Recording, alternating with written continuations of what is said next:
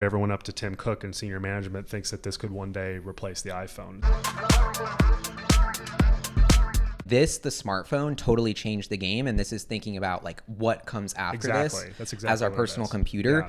Yeah. And I guess the real reason I hit you up so recently to make to come on the show is your scoop of Apple actually wanting to launch some sort of smart glasses product by 2022. Yeah. We've been hearing so many rumors about that for years and years and years, but it's just really interesting to see that Apple is, the bulk of their profits come from this enterprise, and like clearly they see smart glasses as a threat, and they're pushing as that to be the next computing paradigm. Yeah, that story was really fascinating, and was one I actually just kind of helped with. My colleague Wayne Ma really led that one in Hong Kong, and what was unusual about that story is Apple actually held a meeting for every employee that works on their AR technology in October of this year. So very recently, at the Steve Jobs Theater, which seats about 1,000 people, very large meeting, where they went through the timelines and the features of these devices. We reported that at this meeting, they told everyone that they're working on a mixed reality VR / AR kind of pass-through device similar to the Oculus Quest,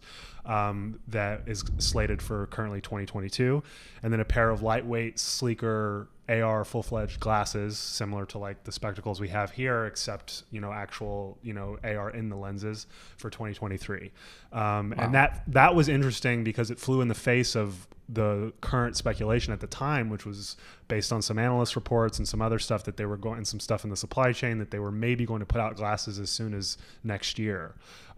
Which if you track this technology and you track where all these companies are at in the cycles of development, it didn't really seem to fit that Apple, which is the company that historically waits until it has the technology perfected to come in and really do the first mass consumer device, would do something so early in this space, because everyone else, their timelines are way farther out. So everyone was like, oh my God, like Apple's going to do this? Like, what do they have that we don't? Like, what did they find out?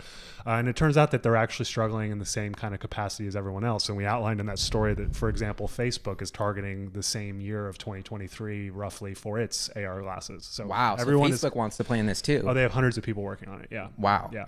And it's funny that you mentioned that this actually like pushed back the timeline in the consensus, because I actually feel like your article moved it forward, because I've been hearing rumors about the Apple smart glasses, but like you said, like the tech just doesn't seem there. It's not. And it's always like Apple, they were rumored to work on a TV. Like there's a million things people talk about that I'm like, They definitely did prototype a TV. I remember that when I was used to write for a site called Cult of Mac when like early Apple blog days, and we heard about a physical prototype of an Apple TV. So that does happen. I mean, they prototype all these things, but the glasses are happening. And I mean, they have over 1,000 people working on this, and they've bought a lot of companies. They're investing very heavily in it. And we reported in the story, everyone up to Tim Cook and senior management thinks that this could one day replace the iPhone. It's going to take a long time, but that's the idea.